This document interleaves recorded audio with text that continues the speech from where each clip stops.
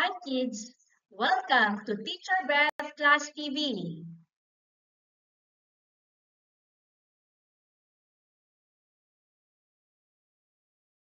Narito ang ikalawang bahagi ng ating aralin tungkol sa mga katangian, kaugalian at pagpapahalagang Pilipino. Ngayon ay susubukin natin ang iyong talino at galing sa pagsagot ng mga gawain tungkol sa ating paksa. Handa ka na ba? Muli, narito ang mga mabubuting katangian at kaugalian ng mga Pilipino. Magalang, masayahin, matapang, makabayan, masipag at matyaga, malikhain, matapat, matulungin, mahigpit na pagkakabuklod ng pamilya, mainit na pagtanggap sa bisita, matibay na pananampalataya sa Diyos, at pagpapahalaga sa edukasyon. Narito naman ang ilang negatibong kaugaliang nakahahadlang sa pag-unlad. Manya na habit, ningas kugon, kaisipang kolonyal, pakikisama, palaging pagkahuli. Ating tandaan na tayong mga Pilipino ay mayaman sa mabubuting katangian at pagpapahalaga na dapat ipagmalaki at tularan. Ngunit may mga kaugalian din kailangang baguhin upang maging mas mabuting mamamayan. Sa pag-unawa at pagsasabuhay ng mabuting asal, lalo na ang pagpapahalaga sa edukasyon, nakatutulong tayo na mapaunlad ang ating sarili, ang ating pamilya at ang buong bansa. Tayo ay nagiging tunay na makabayang Pilipino na may malasakit at pagmamahal sa kapwa.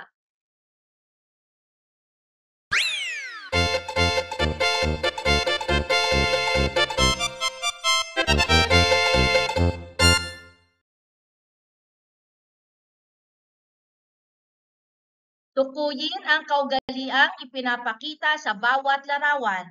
Maaari mo ring isulat ang iyong mga sagot sa iyong kwaderno.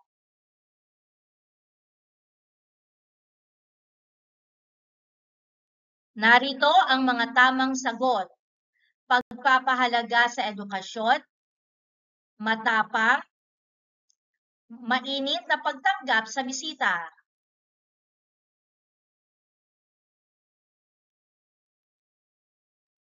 Ang mga tamang sagot ay kaisipang kolonyal, magalang, manyana habit.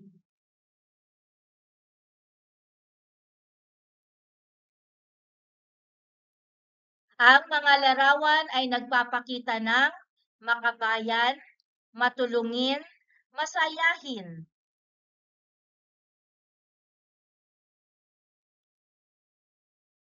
At ang mga tamang sagot ay matibay na pagbubuklod ng pamilya, masipag at matyaga, matibay na pananampalataya sa Diyos.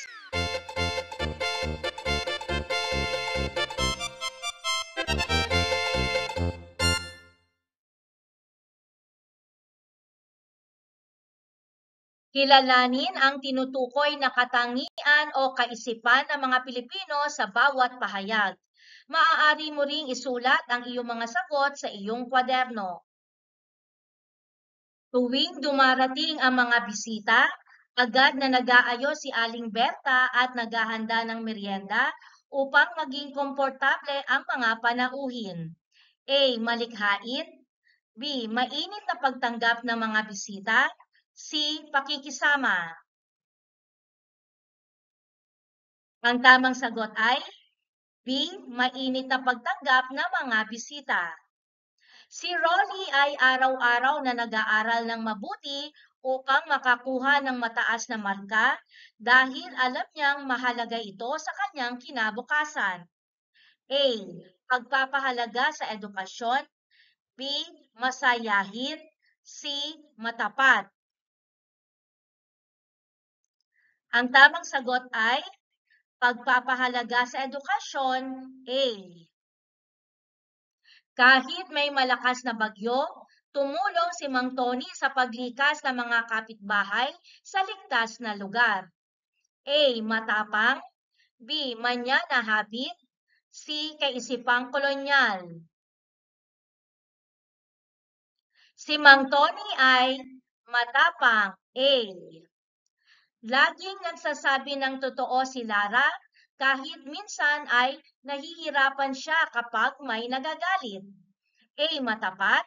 B. Masipag at matyaga. C. Ningas pugon. Si Lara ay matapat. A. Si June ay laging nahuhuli sa tuwing magkikita silang magkakaibigan. A. Palaging pagkahuli. B. Masayahin. C. Matulungin. Ito ay A. Palaging pagkahuli. Mas gusto ni Marco ang mga imported na gamit kaysa sa produktong Pilipino dahil mas maganda raw ang galing sa ibang bansa. A. Kaisipang kolonyal. B. Manyana habit. C. Matibay na pananampalataya sa Diyos. Si Marco ay may kaisipang kolonyal. A. Ang pamilya Reyes ay sama-samang nire-resolba at inaayos ang anumang problema na dumarating sa kanilang buhay. A. Malikhain. B. Mahigpit na pagkakabuklod ng pamilya. C. Pakikisama. Ang pamilya Reyes ay may mahigpit na pagkakabuklod ng pamilya. B. Si Noel ay palaging nakangiti at masigla kahit maraming gawain sa paaralan. A. Masayahin. B. Matapat. C. Matulungin. Si Noel ay masayahin. A. Laging sinasabi ni Jessa na mamaya ko na gagawin ang kanyang proyekto kahit may sapat naman siyang oras. A. Ningas kugon. B. Manyana habit. C. Matulungin. Si Jessa ay may ugali, manyana habit. Nagsasabi si Miko ng po at opo at magalang na nakikinig kapag may nagsasalita. A. Magalang. B. Masipag. C. Makabayan. Si Miko ay magalang. A. Nagsimula si Lester ng gawain sa paglilinis ng bakuran, ngunit tumigil siya makalipas lamang ang isang araw. A. Ningas pugon. B. Pakikisama. C. Masipag at matyaga. Si Lester ay may ugaling ningas pugon. A.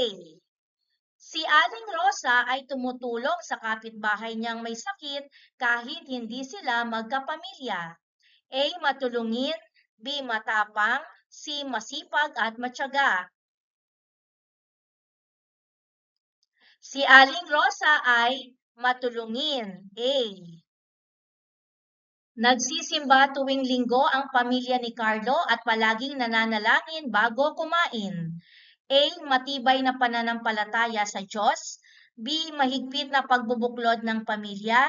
C. Mainit na pagtanggap ng bisita.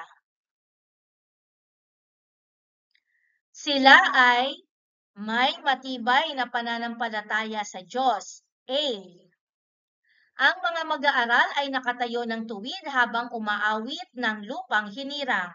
A. Matapang. B. Matapat. C. Makabayan.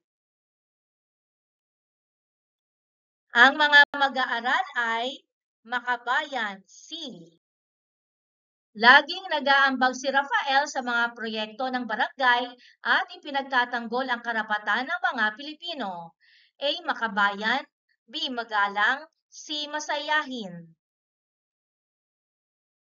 Si Rafael ay makabayan. A. Si Dana ay gumagawa ng magagandang proyekto mula sa mga recycled materials. A. Malikhain. B. Makabayan. C. Masipag. Si Dana ay malikhain. A. Si Lay ay naglilinis ng kanilang bahay pagkatapos niyang gumawa ng takdang aralin. A. Malikhain. B. Manyana habit. C. Masipag at matyaga. Si Lay ay masipag at matyaga. C. Upang huwag mapahiya ang kaibigan, sumama si Paulo sa desisyong ayaw niya, ngunit gusto ng grupo. A. Kaisipang kolonyal. B. Matapang. C. Pakikisama. Ito ay C. Pakikisama. Nang dumating ang mga bisita ni Aling Lena, inalok agad niya ito ng pagkain at pinaupo sa kanilang sopa. A. Matulungin. B. Magalang. C. Mainit ang pagtanggap ng bisita.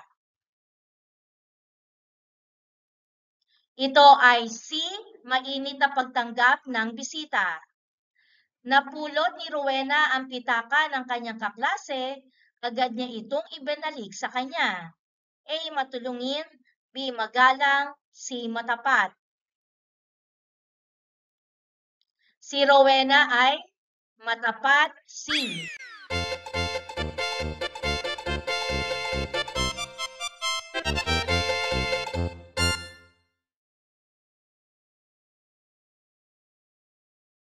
Basahin ang bawat sitwasyon.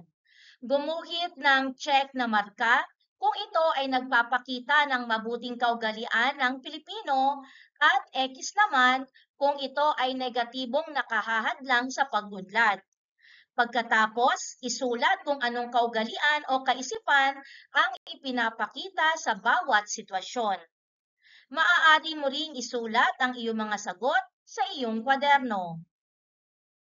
Narito ang bilang 1 hanggang 5. Alamin natin kung tama ang iyong mga sagot. Bilang 1, tinulungan ni Hans ang kanyang matandang lola na tumawid sa kalsada. Check, matulungin. Bilang 2, pinabayaan ni Elise ang kanyang proyekto pagkatapos ng unang araw dahil nawala na siya ng gana. X, ningas, kugon. Bilang 3, magalang na gumamit ng po at opo si Jamie habang nakikipag-usap sa nakatatanda. Check, magalang. Bilang 4, laging huli si Paulo sa klase kahit malapit lang ang bahay nila. X, palaging pagkahuli. Bilang 5, masayang tinanggap ng pamilya ni Aling Nena ang kanilang bagong kapitbahay at pinakain pa nila ito. Check, mainit na pagtanggap sa bisita. Para naman sa bilang 6 hanggang 10.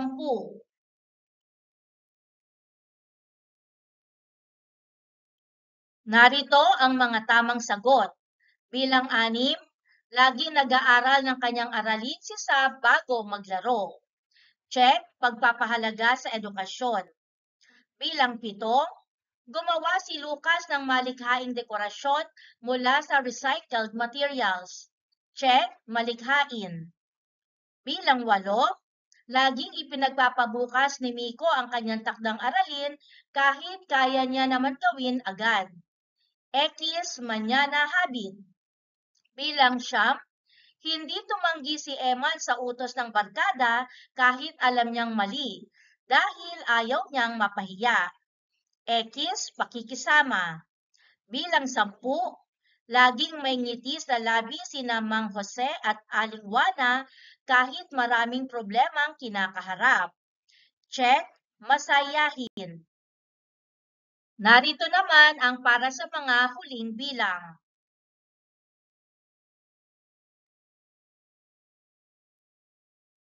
Muli, alamin natin kung tama ang iyong mga sagot. 11, mas tinatangkilik ni Nina ang mga imported na produkto dahil mas maganda raw kaysa lokal. X, kaisipang kolonyal. 12, nagsikap sina Vince at Patrick na tapusin ang gawain kahit mahirap at matagal. Check, masipag at matyaga. 13, nagtutulungan ang pamilya ni na Miguel kapag may problema sa bahay. Check, mahigpit na pagbubuklod ng pamilya. 14, Hindi nagsisinungaling si Jana sa kanyang mga magulang kapag may mali siyang ginawa, kahit na mapagalitan pa siya. Check, matapat. At 15, nagdarasal ang pamilya bago kumain at nanatiling may pananampalataya kahit may mga pagsubok na dumarating sa kanilang buhay. Check, matibay na pananampalataya sa Diyos.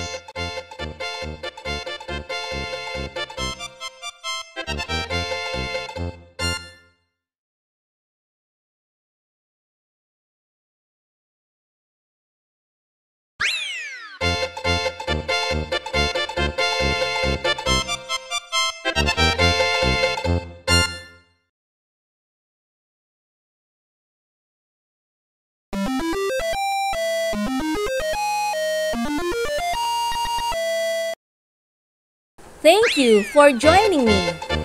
Let's learn, play, and grow together. Teacher Beth Class TV. Subscribe, like, and share. Thank you.